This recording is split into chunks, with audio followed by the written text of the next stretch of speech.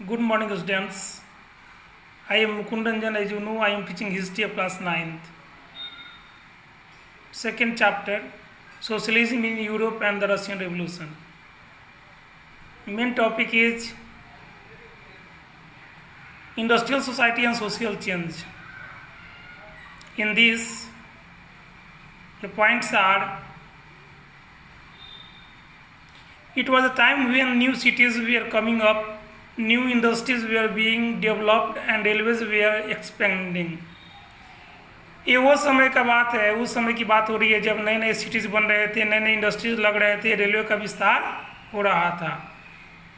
Industrialisation brought men women and children to the factories. Unemployment was common during the time of less demand.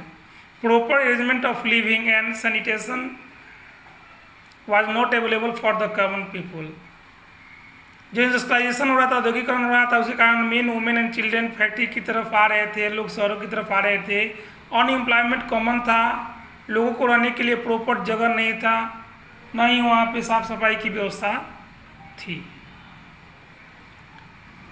Thus, liberals and radicals searches for the solution of these problems. इसलिए liberals और radicals जो थे इस problem के solution को ढूंढ रहे थे, खोज रहे थे. Most of the liberals and radicals were often property owners and employers. Most जो लिबरल्स और रेडिकल्स थे वो प्रॉपर्टी ओनर्स थे और कहीं ना कहीं रोजगार करते थे. They believe in the value of individual effort and felt if the work force in the economy was healthy and educated it's benefit would be achieved. उनका मानना था कि उनका जो इंडिविजुअल इफोर्ट पे था, उनका मानना था कि अगर सारे लोग हेल्दी और एजुकेटेड होंगे और मिल के काम करेंगे तो इससे जो हम अचीव करना चाहते हैं वो अचीव कर सकते हैं.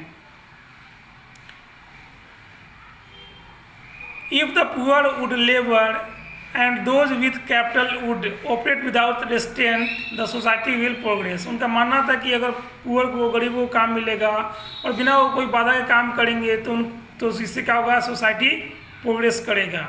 Thus the working men and women, those who wanted a change, rallied around radicals and liberals.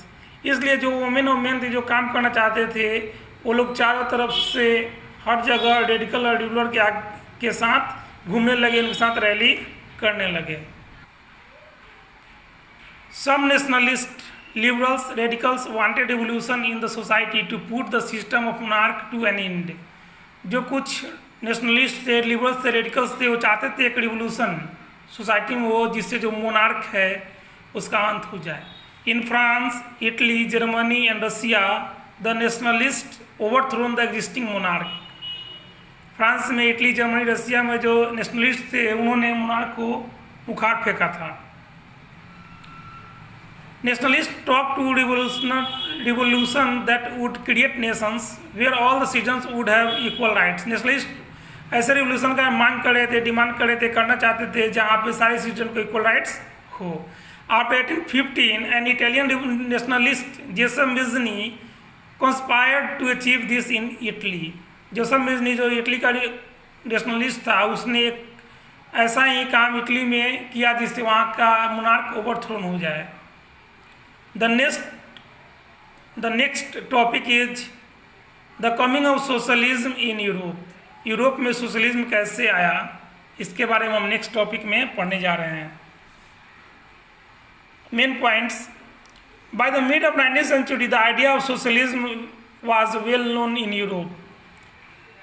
19th century के मिड मध्य आते आते जो आइडिया था सोशलिज्म का वो यूरोप में सबको इसके जाना पहचाना हो गया था.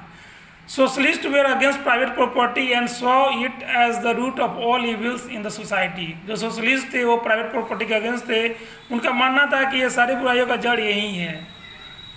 The socialists felt that those who owned a property and employed others, they only looked for personal gains and did not care for those who made that property productive. उनका मानना था कि जो लोग प्राइवेट लोग हैं, जो धनी लोग हैं, वो लोग अपने प्रॉपर्टी को उन लोग की सहायता से बनाए हैं जो उनके यहाँ एम्प्लॉय हैं, जो उनके यहाँ काम करते हैं, लेकिन वो लोग उनके बारे में कुछ नहीं सोचते थे, कोई केयर नहीं करते थे, केवल अपना पर्सनल गेन देखते थे कि मेरा पर्सनल गेन कैसे होगा. Thus they felt it the society as a whole controlled a property, then more attention would be paid to collective social interest. इसलिए उनका मानना था कि जो सोसाइटी का कंट्रोल होना चाहिए प्रॉपर्टी पे, जिससे जो अटेंशन हो कलेक्टिव सोशल इंटरेस्ट पे हो. Thanks student. Next video. Thanks.